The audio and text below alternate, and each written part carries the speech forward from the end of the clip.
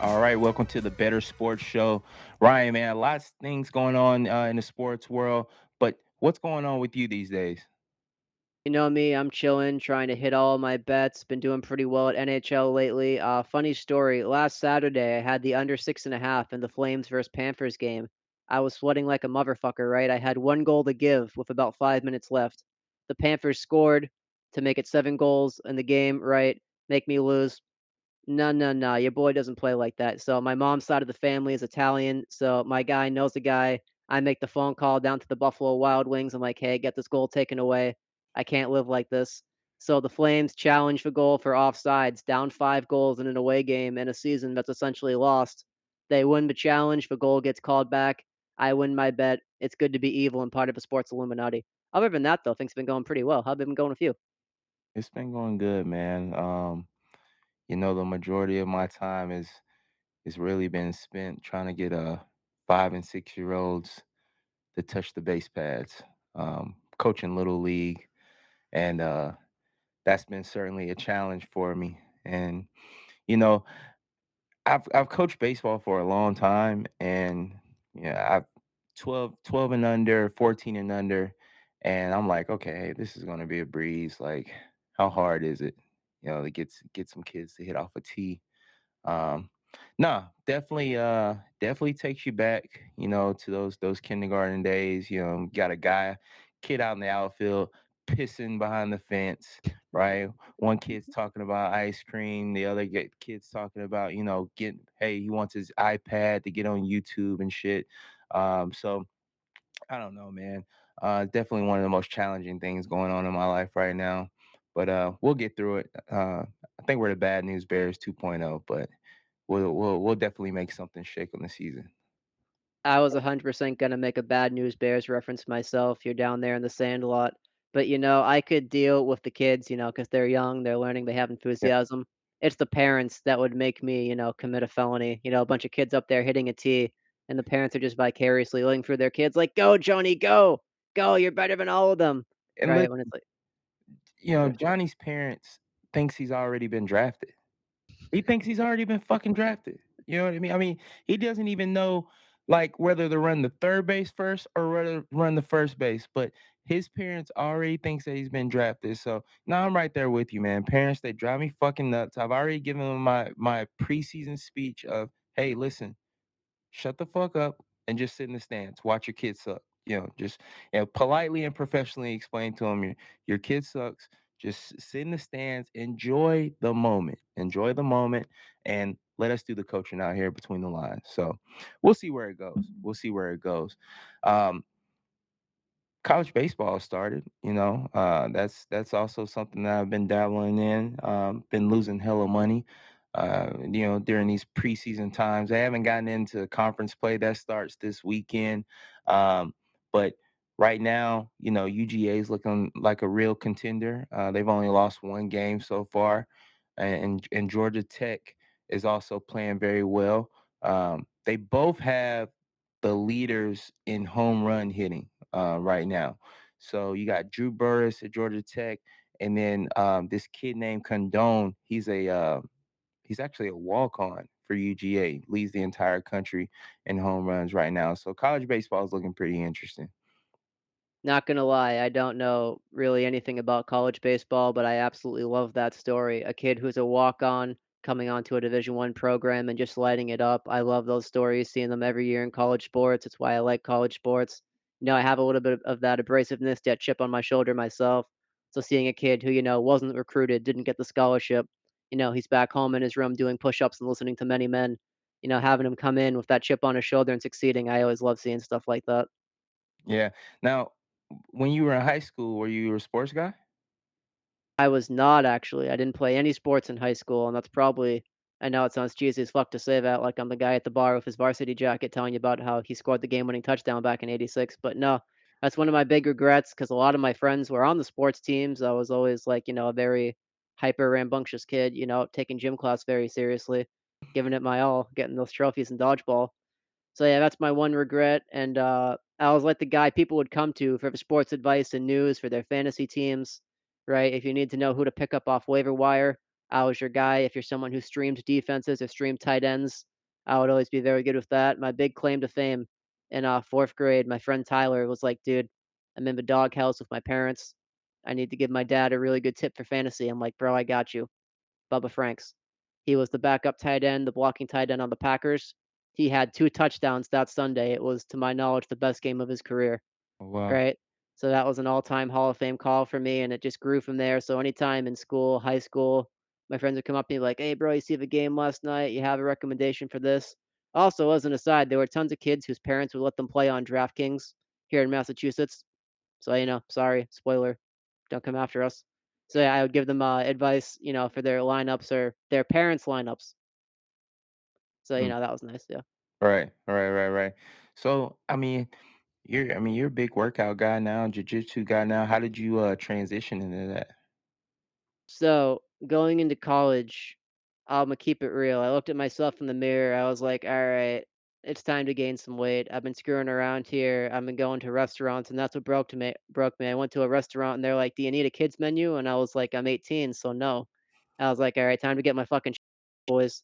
So I dove headfirst into the gym, right? Like, I was that gym kid. Like, I had the Ziz montage playing in the back of my head. I would go hard constantly. There was a time when I went to the gym every day. I got really strong, but my body like shut down, so that wasn't good, and I had to take some 5 days off to get my central nervous system back. But after years of mistakes, fucking around, failing lifts, I'm finally in a really good point. I run a full body 3 day a week split right now, hitting those big compound lifts. And the Muay Thai, man, the Muay Thai is awesome. I love MMA. I used to do boxing and then I got into MMA in the past 6 months, right, and I'd always been a fan of the UFC. Fun fact, I was actually at sparring for the first time last Saturday. Mm. I got punched a lot. It Oof. was great. I gave a good few back, but, at the end, I was working with a friend of mine who's a jacked ex-Marine, and, at first, I was doing well, and then I worked with everybody else in the class, and I came around to him, and I was gassed. Imma keep it real. 2nd time, he got the better of me, we'll say that. But, everybody was very cool, nice, inviting. If you've ever wanted to try martial arts, fighting, any type of sport like that, give it a go. But gyms are much better and more inviting than maybe some stereotypes would have you think, right? Everybody there is always, and at least in my experience being at a boxing gym and then later a Muay Thai MMA gym, it's very, very good. Yeah, I'd recommend, man, if you were, gonna do a combative sport, go in before you go to those massive bullshit fucking classes. Like, go in and get some good one-on-one training first, where you can develop technique. Like, you can understand, okay, how to properly throw a punch. Like, you tell a guy, off the street right now, okay, get in your stance, set up in your stance, throw a hook. It looks shitty. You don't even know the proper way. You're not even turning over your fists. You're not using your lower body or anything. So go get some one-on-one training. Develop the actual skill set of learning technique and things of that such, and then you can do the all if all the classes which is just a bunch of cardio work. But I like going into a traditional boxing gym, man, where they're playing, 90s rap music and you're really hitting the bag. You're, getting some good sparring in. Um, and then you're talking about MMA, guys rolling around on the mat, having a good time. So that's dope. Now, when it comes to lifting, though, you say you're on that three-day split. What's your favorite body group? What's your strong suit? Like I'm a back guy, so like I can go out and crank out a good 25 pull-ups. I start my day off with 100 reps, and that's kind of like my strong suit. For me, my favorite lift is gonna be for anything for the shoulders, the upper back, and the trapezius muscles. So I found probably my favorite exercise a few years ago. It's called the snatch grip high pull. It's a Mm, variation of the upright row that still hits those muscles you want for that strong, jacked masculine look, but without the risk of shoulder impingement that the upright row can bring. mhm. And so a guy named Christian Thibodeau, I read his article on it. Snatch grip high pull for the power look, I believe, is the title. So you line up like this, wide grip, and you kind of do a power snatch like up, like that, pulling the bar up. Excellent. I saw results within months of doing it. Great Gotta lift. be That's good got for to be my strength bread and gains. butter. Mhm. It's gotta be really good for strength gains. Mhm. that Definitely. explosion like that. Yeah, man, as the older I get, I'm getting, more and more away from trying to go in the gym and and ego lift and lift all the weight in the world, and now it's just all about contraction and squeezing and just trying to maximize the muscle at this point. I've done every sport under the sun, bro. I was looking for anything that could, help me put on some weight and muscle, and I think I finally, just being consistent over the years. I would go to the gym so much, people there would be, like, a little, scared, like, "Dude, don't you have, like, a social life?" And I'd be like, "No, me lift. There is no social life when you can do Right. shoulders and chest. Like, come on now." Right. How Yeah. so what you do in jiu-jitsu too, like how's your eating? Are you on a strict like diet? Are you counting your calories? No, so for the Muay Thai and, like, the grappling and stuff like that, I don't do it competitively at this point at least, right? I just started sparring, I'm only 6 months in, so I'm not trying to maintain weight or potentially cut to a weight class or anything like that.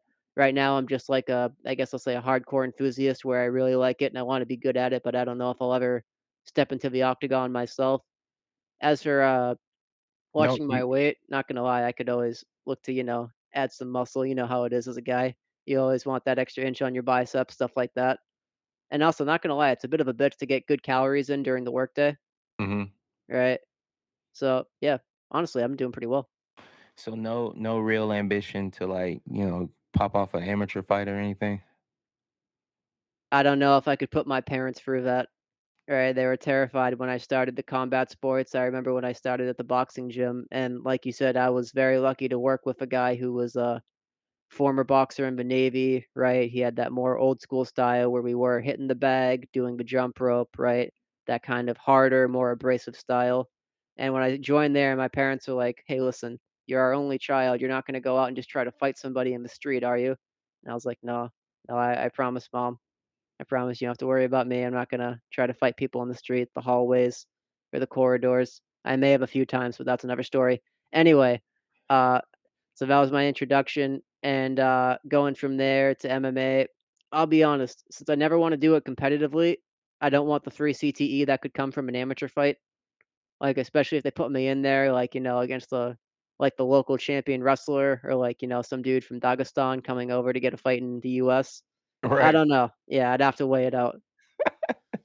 No, Yeah. that's a real thing. You could be on the amateur scene, right? You're like an American kid just rolling up there, and they put you against fucking Takedown Nurmagomedov, and your ass is on the mat for the next 15 minutes getting choked out. Yeah, not much ROI there. No, not at all. For sure. All right, man. Cool. Man, let's talk about NFL free agency a little bit. So you're a big NFL guy. Mhm. I'm just going after where I can find an edge on Sunday. So talk to us a little bit about the big splash of free agency this week. For me, it's Christian Wilkins going to the Raiders. They're going to pair him up with Max Crosby and have that old school smash mouth Raider style football with that strong defensive line. They have my guy Jack Jones right there in the corner at cornerback, right? He was here in New England. I became a fan of him, not gonna lie. It was so funny to see him beat those gun charges, right? Everybody's just like, "Woo! Woo!" Right? Like no one gave a fuck about anything else. We're like, "Yeah, we're gonna get better on Sundays." So seeing him grow from that, going back to his old coach and Antonio Pierce, maybe Mhm. finding a home out there in Las Vegas, getting that old school Raider image. I think it's going to be an excellent signing for them to bolster that defense. Looking at what else we had today, Calvin Ridley went to the Titans for, to my knowledge, that's the largest contract for a free agent in NFL history. Imma be blunt. I think that's an overpay for a guy who's 29. He didn't have the best season last year. The Titans, I don't know how this makes them significantly better. Perhaps they're looking for a guy for Levis to develop some chemistry with, work as a safety valve, take the pressure off of him in those 3rd and medium, 3rd and long situations. I think that's an overpay, and we do see a lot of that in free agency, right? Teams, they have the pressure from fans, the front office, the ownership group. They get told, all right, go make us better, spend that money. And you Go get see in there. guys who are getting the big contracts. And then later on, at the end of a year, there's always that segment on like a Stephen A. Smith show or like a Sports Center where they're going to be like, can you believe this guy got this contract? Can't believe it. I will say as an aside, my final thing, I saw the Texans acquired Joe Mixon. I think that's an excellent, excellent pickup for them. Having a run 100%. game down there to take the pressure off Stroud. Stroud smashed through all expectations as a rookie in his first year in the passing game, and watching some of their games, I think the one thing that was missing, if they could establish the run and just have teams think, all right, maybe they will run it here. So they're not constantly looking at Stroud in the pocket, trying to trip him up. I think that's going to open up a whole lot of possibilities for them going forward. So those are my big takeaways. Is there anything you saw? Maybe you wanted to see? I saw Kirk Cousins got a bag from the Falcons. Yeah, so I'm not a Falcons fan, but I don't know, just aesthetically, it Kirk I didn't like it too much. I mean, really was hoping Justin Fields was able to come home and play for the home team. I thought that just would have been a better look and probably just got the city more excited about the team. I mean, Kirk Cousins got what, one playoff game win. I mean, that's kind of concerning that he's got that much money. I mean, the guy's got a fucking Hall of Fame uh, agent. Like, I mean, Jesus Hmm. Christ. I mean, he is fucking robbing the bank blind. Like, I mean, so that's something that I was a little disappointed in. Um, the Ravens, I mean, that the bringing Derrick Henry in was a shocker to me too, because I just don't. I mean, you already had a very good rushing attack. I don't understand like how that puts them over the hump of winning that need to win playoff game against Pat Mahomes. Um, Not to say that Derrick Henry is not, a guy. I mean, he most certainly is. Um, but I just don't know if that executes the win in that scenario in which Lamar Jackson is going to be in again, Ty Monken's going to be in again. So I don't know if that was the right direction, as far as that playmaker, in which that you're looking for, and they led the league in rushing last year, so I just don't know what that's supposed to do to them. So that was kind of a little odd to me as well. Um, Other than that, I really do believe that Joe Mixon, to your point, the Texans, that's going to be really huge for CJ Stroud to be able to rely on a talent like that. I mean, he lit it up with his arm, so they were just missing that piece, being able to rely on, like you said, establishing the run game. So, um, what do you think about that Ravens? So, I think what they were going for there is that Derrick Henry is known for being reliable, and he is known for his longevity. The Ravens have had a litany of injury issues at multiple different positions a lot these past few seasons, right? They would start out with Dobbins, he would get hurt, Edwards would get True. hurt, they'd bring in somebody else for 5 weeks, everybody would pick him up in fantasy, that Yep. guy would get hurt. So, to your point, they were an excellent rushing team, but they had to stream in all the guys at the position, so maybe they're looking for, some more stability back there, a go-to alpha dog who you know is going to be able to get the ball 15, 20 times a game if the game plan calls for it. I will say though, like you said, I want to see them acquire that dangerous top tier A1 weapon for Lamar. I know that's very, much more easily said than done, especially due to the current market dynamics. But I feel like that top tier receiver, just that guy who stands out, it's third down at the end of a game. You need a conversion. You know the ball's going to him. He's going to get it. Something like that to maybe take a little bit of the pressure off. Because in that game last year, right, or at least last season, at least against the Chiefs, they got away from their game plan a little bit, their identity. They were throwing the ball a lot, and if they wanna do that going forward, if they want to have that balanced attack and try to expand their identity, I think they do need one more big position player on offense. And then just looking around the rest of the league, I saw Josh Jacobs went to the Packers. I saw that they cut Aaron Jones. Aaron Jones goes to the Vikings. Hmm. And, Saquon Barkley broke the hearts of Giants fans worldwide when he went to the Eagles. He won across the state lines inside the division. I think that's gonna be very spicy next time those teams play. I can't wait to watch that. And of those 3, here's a nice bold prediction for you. I actually think Aaron Jones is gonna make the biggest impact with this new team. I was very high on him coming into last year. I was just always been high on him in general. I really think he's gonna excel there. I think he has a lot left in his tank. So that's my, hot take, my bold prediction. Who's going to be the Vikings starting quarterback? We don't know yet. I could see them rolling with one of the younger guys they have. I could see them trying to acquire somebody in free agency. They I signed Sam Darnold. yeah, it's weird because, like you said, Sam Darnold can be a stopgap. He could play, or maybe they trade up and get a guy, maybe they're higher on JJ McCarthy than some draft boards would indicate or like the rest of the league is. I've seen McCarthy moving up boards recently. I don't know, honestly.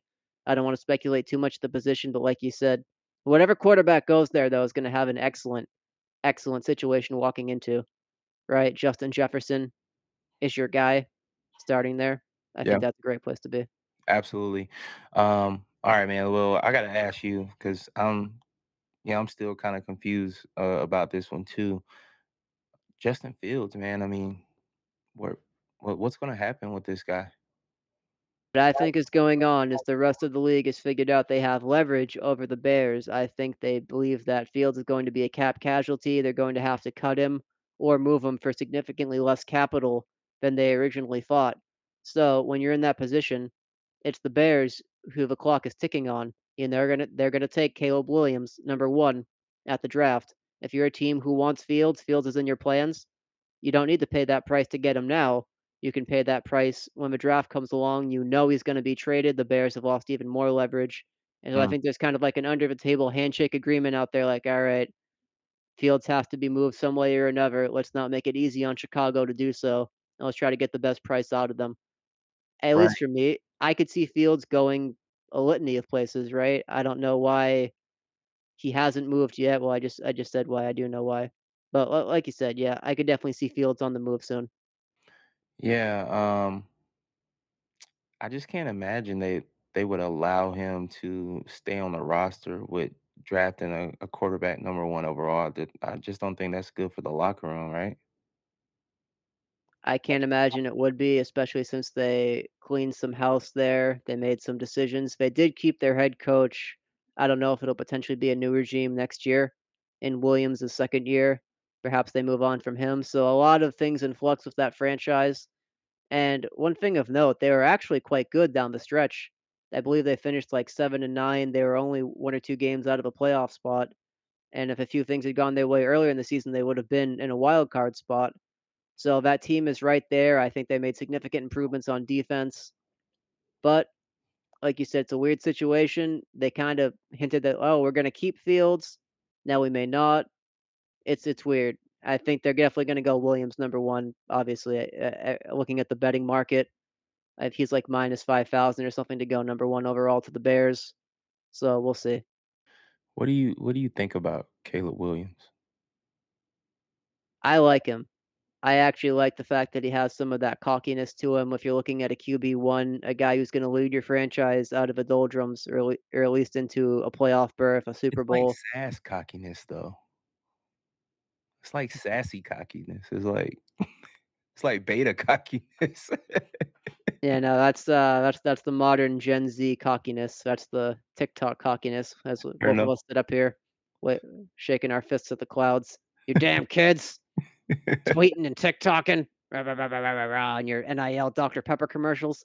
But Right. yeah, um, I will say at USC, he was asked to do a lot late in those games if they were behind, if they were in a shootout.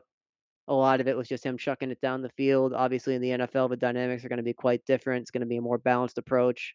The game's faster, the game's stronger. You're going to get hit harder. I still think he's going to transition well. I'm buying into the hype tentatively right now. We've seen, of course, plenty of number 1 overall picks fail. But I don't think the entire league and their talent scouts and everybody looking at this is gonna be wrong. I think they're right about who he is and what he's gonna be. Fair enough. Fair enough. I think my draft sleeper. I mean, I don't know if he's so much of a sleeper, but I think, big impact guy, year one, Lad McConkey, man. Lad McConkey from Georgia. I mean, good Lord, that kid's fast, dude. Like, I mean, he is so shifty, man. I mean, and I absolutely love the inside short white guy at receiver. I love that. I love that prototype. I mean, that is a character type that I will fall in love with and I will take in a Madden scenario every single time. I think he's going to have a huge impact, whoever takes him year one. It's like when the announcers use all the euphemisms to talk about, like, what you said, like, "Oh, yeah, he's a real scrappy gym rat, a real lunch pail guy, first one in, last one out." You know, the Yep. prototypical white slot guy. It's amazing. Absolutely, man. Absolutely. Um, well, while we're on football, we're gonna get into March Madness here soon, but we gotta talk about it. A lot of news coming out lately. NCAA 25, NCAA college football 25, man. Talk to me about it. Are you a fan of the game or what? I am a huge fan of those games. I played them back in the day when they'd release the new ones. The one I believe with Kellen Moore from Boise State on the cover. Yep. That was my favorite. I put so many hours into 5 that. or was that I oh wanna say, oh god, it's been a while. I'm an old fucking man. Oh 08? Oh wait? 09? Oh, you know what? Okay, it was '05, man. I took it way back. I think it was '08. Yeah, it wasn't '05. I don't know if I was playing video games even all the way back then. It was a few years after that, but I put many of hours into that, recruiting, bringing guys, building up programs. Fun Cool. fact, I won states, in my be a career mode, my be a player mode in Massachusetts as a running back, and all these other, coaches, they wanted me to come to their program and redshirt. And then the coach at TCU, be a coach one, that man changed my life. He offered me a full scholarship to go be a Horned Frog. I took it, and ever since then, because of that little digital interaction, I've had a soft spot for TCU. Fair enough. Mhm, Road to Glory is coming back. mhm. They say in this game as well. I can't wait, man. I mean, there's so many things that I have plans for with this game. Like I said, man, I got my nice little setup. I probably won't leave the chair. Got the piss bottle to my right, got the dip can to my left. Won't have to go anywhere, man. I'll be locked in for this one for sure. So, like, I can't throw too many stones because I play League of Legends, and if you know, you know, just hearing that name, the most degenerate, toxic player base in all of video games. But goddamn, bro, you're breaking out the piss bottle. That is dedication. I Absolutely, don't know. can't miss a beat, man. Especially with NIL being in the game and this high level recruiting, I have to be there for the guys. I'm a player's coach, man. I gotta be there every opportunity. I have to be in front of mom and dad.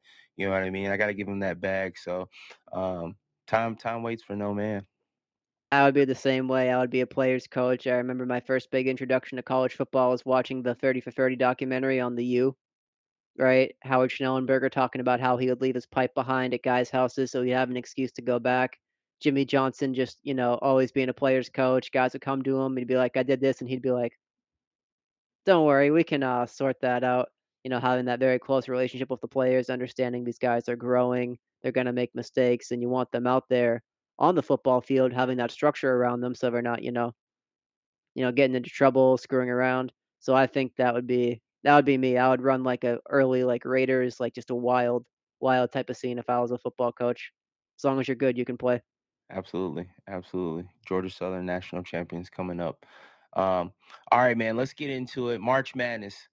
March Madness. Talk to us. Let us know how we should be betting during the tournament, things that we should be looking for. Let's get into it. So the first thing I'm going to tell you is to be responsible, and that is because March Madness games, many of them will be on while you're at school or work. It's going to be very tempting to grab your phone in your pocket and bet on these games. You're going to be bored in class, the professor's droning on about a PowerPoint they didn't even make themselves. You're wondering why the fuck did I pay thousands of dollars for this? Your boss wants to touch base on you about a meeting they touched base on you with yesterday, so you can circle back and touch base on you with that. The next day, did you make the PowerPoint? Uh-oh, you have to update the PowerPoint. So all these certain things, these boring monotonies that can seep into your thoughts, you're gonna get tempted to spice things up, to gamble.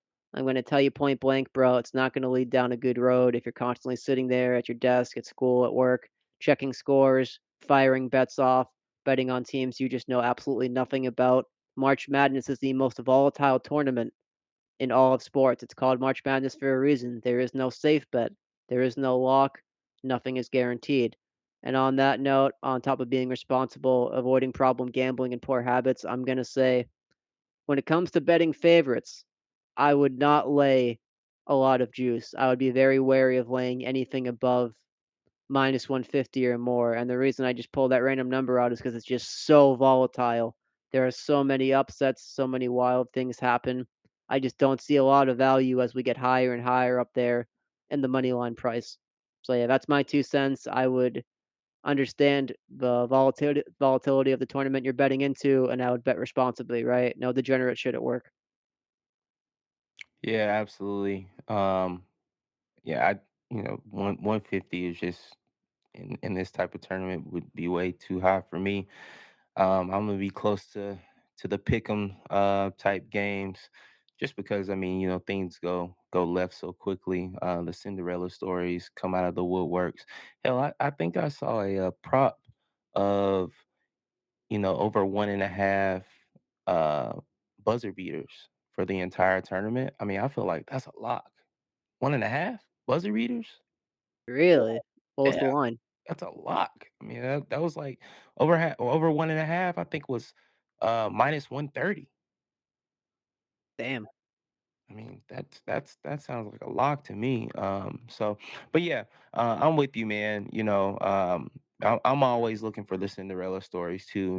Looking at defenses, guys who go out, teams who go out and are aggressive from the 3-point line, who can keep a game close, and then just happen to be in it those last 4 minutes, which is historically the most important part of the game. What transpires in those 4 minutes, and then if you can get good value, plus money on a team, nothing wrong with sprinkling on a little, m- half unit on that, if you can afford to. So make some good money doing that. But I'll be playing it pretty safe during March Madness, just because some of these tournament games, these conference tournament games, have gone pretty volatile so far. And I don't want to shoot myself in the foot with baseball season right around the corner. So, to your point about sprinkling on the money line, I'm gonna say also, if you like an underdog, follow the strategy he just outlined. Take the points on the spread for a unit, and then sprinkle the money line. So if you're in a position where they lose but they cover, you've still made a small bit of profit for the night. You're looking good. I can tell you a story. I had a very large bet last year on FAU against San Diego State. They Mm, were controlling. They were up the whole game, and before I put the bet in, I heard my dad in my head. He would always yell at me. He's like, "Ryan, you're very aggressive. You got to start taking the points. No more bypassing the points and taking the money line on the short spreads." So you know what? I was like, "All right, Dad, this is for you." I took the I believe it was 2 or 1.5. I got it at. If you watched the game, you know exactly what happened. FAU went on this wild stretch where they just didn't score for almost 5 minutes. San Diego State played excellent defense, rebounding, trapping them in their own end. It was absolutely wild to see. I've never seen anything like it since then. I don't know if I'll see anything like it now. But San Diego State erased this big deficit. They came all the way back. It was an absolute nail biter of a game going into the last 30 seconds. They FAU ends up scoring at first to go ahead, I believe, by a point. San Diego State gets it with roughly 10 seconds left, dribbles down the court, bang, mid-range jumper. They win by a point. The half point on the spread saved me, and I cashed my bet. So, just telling that story, one of my many wild degenerate betting tales, I can tell you point blank. I know it's very juicy and enticing to take that extra plus money on the money line, right? You're feeling like a big baller. You're gonna make it rain. Be responsible, take the points on the spread, and then sprinkle the money line. That would just be my 2 cents. Now, I will say that, for you guys, the degenerates who, no matter what we say on here, are going to just, chase action, especially in those early games. That game that's at 12 o'clock and you're knee deep in your computer at work. Look at the live bets. Look at live betting those games instead of going, straight up before the game. Like, let it get into it a little bit, check it out. Um, the algorithm doesn't account for things like injuries and stuff like that during live betting. You can, Steve Fezzik talks about this a lot on VSiN. So, the live betting strategy during tournament play isn't a bad strategy to take, especially, if you don't know much about the team. Look at how the team's playing defense. Both teams are playing defense, what their shooting percentage is, things of that such, how they're rotating their guys in and out. And remember, teams are going to go on runs. So, especially during the tournament, team gets down 14 points in that first half. Don't freak out. Don't freak out. It's just like the market. Things will begin to correct themselves. So look into live betting. I mean, I know some of you guys are going to chase fucking action no matter what. So, at least, give yourself a fair chance, especially if you don't know shit about the teams, and let the game get going. See what you can shake out of the live bet. On top of that, if you do have a big juicy underdog over 2 to 1 and they start winning, they're up. Consider hedging live, right? Because the favorite will move to plus money at some point. Sure, it'll cut slightly into your profit, but it'll be stress free. You'll guarantee yourself a profit considering the pregame position you took on the underdog. And setting things up like that will help you avoid the gut punch. Because how many times have we seen in all sports the underdog comes out, they're flying, they believe in themselves, but then they make a mistake, they make 2 mistakes, the favorite regains their composure, and they end up eking out a victory. So, just in every little scenario you may wanna be aware of, you don't wanna be, punching the desk at work, flipping the table at school. Can't be doing that, can't be tilting due to the betting. So, sacrifice that short-term gain for the long-term profit and the long-term peace of mind. Absolutely. Absolutely. All right, man. Well, to all you guys, good luck out there. As the tournament gets going, like Ryan always says, stay away from the degenerate shit. I know you're gonna be degenerates anyway, but we gotta say it. Stay away from the degenerate shit. And good luck to you guys. The Better Sports Show, where watching is good, but subscribing is better. Thank you, we appreciate your support. Peace. You got me feeling lucky.